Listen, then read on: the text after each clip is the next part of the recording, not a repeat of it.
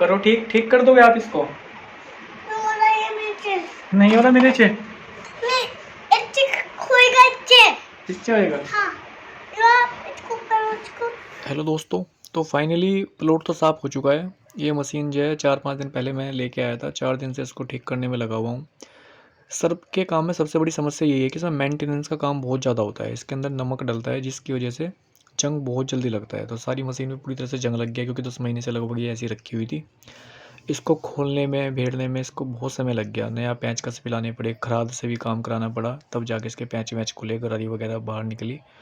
Petrol से इसको अच्छे से धोया और फिर ये गरारी साफ़ करके इसमें ग्रीस लगा के दोबारा से इसको ठीक किया। और इसके कुछ बेरिंग भी बदल दिए मैंने। 4 बेरिंग नए डाल दिए इसके अंदर, जिस पे बेल्ट चलती है, वो ग्रीन सी दिखाई दे रही है। तो चारों बेरिंग बदल दिए, अब इसकी बेल्ट अच्छे से चलेगी। तो बस ये काम करके फिर मैं अपने छत पे आ गया, हाँ धो गया। तो ये मेरा कमरा है, देख लो कुछ इसी हालत है इसकी। यहाँ फ़िलहाल मैं रहता हूँ। बस कुछ दिनों में 15-20 दिन जैसा काम चलता रहेगा ना, तो धीरे-धीरे करके इसकी भी सेटिंग कुछ कर दूँगा, दूसरे रूम में शिफ्ट हो जाऊँगा। यहाँ से एंट्री है, ये शूज वूज ऐसे पड़े हुए, ये देखो कपड़े कैसे पड़े हुए हैं, गंदे हैं, धोने हैं मतलब मुझे। और बस ये छोटा सा कमरा है, ऐसा होगा ये लगभग 12x12 के आसपास का। ये मेरी सारी दवाइयाँ दुइयाँ पड़ी है यहाँ पे। और ये देखो कितने सारे ऑल आउट ख़त्म हो गए, ऑल आउट पड़े हुए हैं यहाँ पे। तो अगले दिन सुबह फिर मैं उठा और लगभग दोपहर के बाद मैं माल लेके आया। ये बोलेरो पिकअप है, लगभग इसमें 3.5 टन के आसपास माल है। कुछ 1-2 क्विंटल मैं स्कूटी पे लेके आया था, कुछ इसके अंदर था। तो गाड़ी खैर अपने अंदर चली गई। मुझे इसका डर था कि बोलेरो पिकअप अंदर जाएगी भी नहीं, क्योंकि हर बार मैं छोटे हाथी में ही माल लाया करता था। वो जो पड़ोसी है ना अखिलेश, दोस्त है, दूध का काम है, तो उसके पास 2 छोटे हाथी है, तो उनके उसमें से माल ले आया करता था। तो अब इसकी बार जो है उसका छोटा हाथी इसलिए यूज नहीं किया मैंने, क्योंकि वो अपने लड़के को भेजने वाला था। अब वो पता नहीं मेरी हेल्प कराता नहीं, तो फिर मैं वहीं से लिया। मेरे से माल केले से उतरना नहीं था, तो मैं वहीं से ही ये पल्लेदार लिया है। इसने सारा माल उतार के और देखो लाइन से इसको लगा दिया है। तो अभी 3.5 टन ये माल आ चुका है, लगभग 3.5 टन अब जा और लाऊंगा।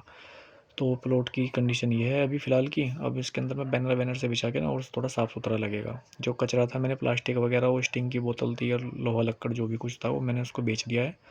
जो कुछ ज़रूरी सा काम है वही रखा हुआ है। तो रात को फिर मैं एक बोलेरो पिकअप और लेके आया, इसमें 3.5 टन के आसपास माल है। तो फिर ये अकेला लड़का था, ड्राइवर तो कुछ हेल्प कराते नहीं है, क्योंकि उसको तो गाड़ी का किराया तय होता है ना उसके साथ में। तो फिर मैंने इसके साथ कुछ हेल्प कराई, फटाफट से मैंने इसके साथ में कट्टे उतरवाए। तो फाइनली जो है लगभग 7 टन के आसपास अपने पास माल आ चुका है। अब आज छोटी दिवाली है, ओ सॉरी धनतेरस है, और कल छोटी दिवाली है। मैं सरप बनाऊंगा और फिर बड़ी दिवाली से अपना बिजनेस स्टार्ट करेंगे। वैसे अभी हालत मेरी ऐसी है, मतलब मैं थकावट महसूस कर रहा हूँ क्या, तो ये कह लो, क्योंकि भाई 3-4 साल से ऐसे ही पड़ा हूँ, कुछ खास काम धंधा करते नहीं, तो बॉडी में मतलब दर्द सा होता है, आलसी सा ज़्यादा हो गया हूँ। और सच बताऊँ तो ना, डर सा बहुत लग रहा है कि माल तो ले आया, आगे चलेगा भी या नहीं कुछ बिजनेस वगैरह। एक अंदर से ना मतलब एक उत्साह सा नहीं बन पा रहा है। तो डर सा तो है, पर खैर जो भी मेरे पास पैसे थे कम से कम मैंने सारे माल में इन्वेस्ट कर दिया। मुझे ये टेंशन नहीं रहेगी कि हाँ कल को मैं माल कैसे लेके आऊँ, पैसे नहीं बचे वगैरह वगैरह। अब इसको बेचते रहेंगे, पैसा इकट्ठा होता रहेगा। और इसलिए मैंने सारा पैसा A to Z माल में लगा दिया है। 2019 के बाद लगभग मैं कभी भी 1000 किलो भी माल लेके नहीं आया हूँ। 2019 के बाद 1-2 बार मैं छोटा हाथी लाया हूँ भर के, 2-3 बार ले आया हूँगा, क्योंकि ना तो उतने पैसे बने लॉकडाउन के बाद से, और स्थिति मतलब बहुत डाउन रही। और उससे पहले तो मैं पूरा ट्रैक्टर ट्रॉली भर के उसमें 10 टन माल एक बार में मेरा आ जाया करता था।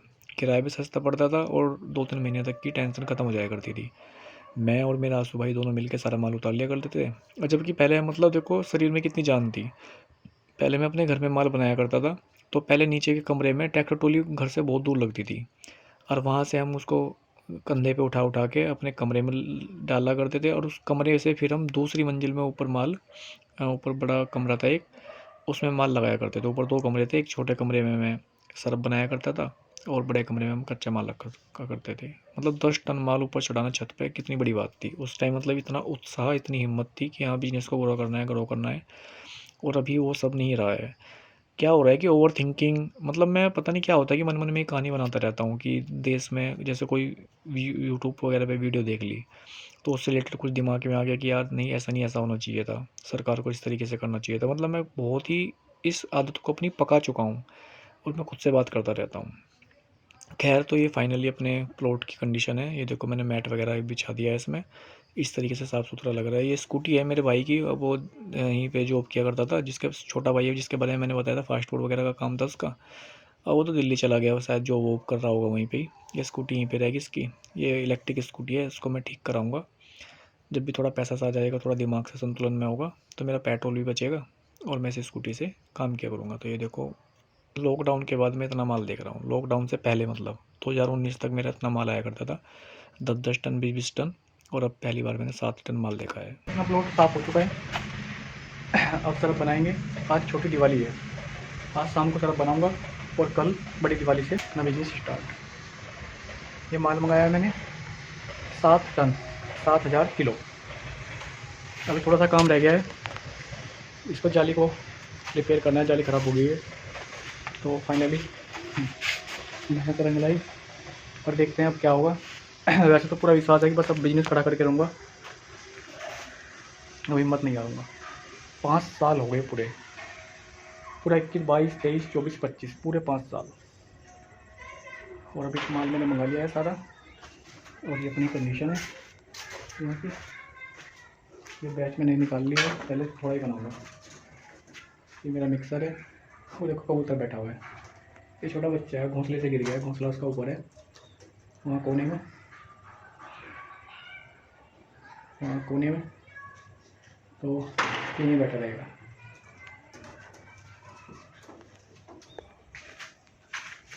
माल मंगा कर रख लिया और जल्दबाजी में जाली ध्यान नहीं रही है, तो इसके लिए फिर मैं जाली लेके आया।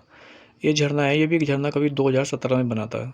उस जो मिस्त्री था जिसने, लकड़ी वाले ने, कारपेंटर था जो, उसकी लकड़ी अच्छी दी थी इसने। और ये 2017 से, जबकि पूरी भीगी रहती है नमक में, ये मतलब पूरा पानी पानी में हो जाता है। और ये लकड़ी बेचारी तब की यही अच्छी चल रही है। 2017 से 25 हो गया, 8 साल से यही झरना चल रहा है। बस इसमें जब भी ये जाली ख़राब हो जाती है, इसको हम निकाल के इसको बदल देते हैं। तो अब इसमें से जो है मैं इसकी जंग वंग की थोड़ी साफ़ सफाई की और इसको फिर जो है इसके ऊपर ये जाली ठोक दूंगा सारी। इसमें जो है सरफ को झाड़ना पड़ता है, मतलब जैसे सरफ बन गया ना तो इसमें सारा दाने एक सार हो जाते हैं। और नीचे जब सरफ निकलेगा बिल्कुल सारा एक सार दाने से निकलेंगे, तो थोड़ा अच्छा लगता है देखने में। और जो ऊपर का कचरा वचरा सा है, मोटे नमक डलता है ना, तो बहुत से मोटा नमक सा भी आ जाता है डली से मतलब, तो वो सब निकल जाते हैं। काम स्टार्ट तो कर दिया है, पर यार सच में डर सा है, पता नहीं क्या हो पाएगा। ये डिप्रेशन बहुत ज़्यादा हावी हो गया है।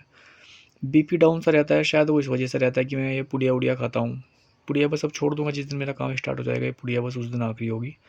दारू वारू तो मैं पीता ही नहीं हूँ, सब कुछ छोड़ दिया मैंने। और बस ये पुड़िया रह रही है, शायद इसकी वजह से होता हो। तो इसको छोड़ के, और थोड़ा एक मोबाइल का एडिक्ट बहुत ज़्यादा हो गया हूँ। मतलब मोबाइल देखने का मेरा मन भी नहीं करता है, पर मोबाइल को जो है खोल के बस स्क्रॉल करने में मज़ा आता है। कभी फेसबुक खोल ली, कभी इंस्टाग्राम। समझ कुछ नहीं आता है कि क्या चल रहा है उसमें क्या नहीं। इतना मतलब दिमाग में टेंशन की वजह से, ओवर थिंकिंग की वजह से समझ में नहीं आता कि क्या रील है वगैरह वगैरह, और बस स्क्रॉल करता रहता हूँ।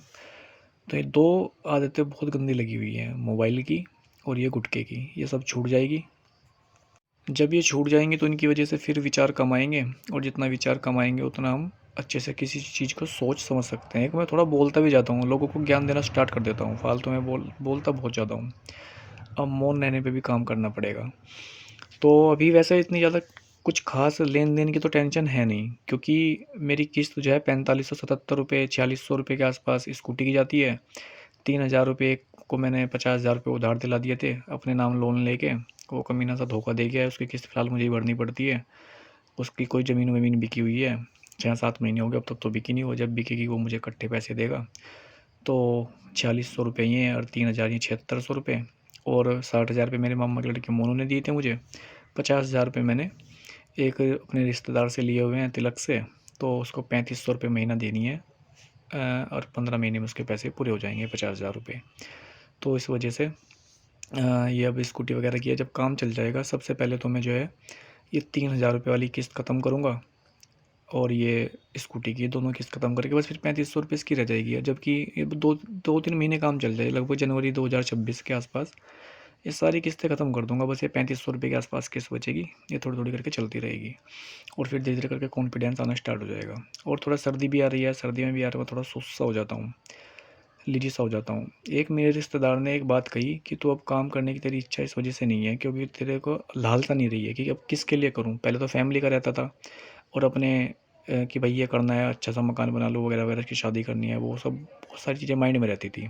अब तेरे दिमाग में चलता है कि तू अकेला है, एक रोटी का इंतजाम हो जाए अपना, 100 रुपये की तेरी रोटी आती है, 100-120 रुपये की रोज़ की, और बस फिर टेंशन ही नहीं रहती तुझे कि आगे और कमाऊँ, आगे भाग दौड़ करूँ कुछ। ईएमआई तेरे सिर नहीं रही कि भाई कमेटियों की किस्त देनी है, लोन की किस्त देनी है।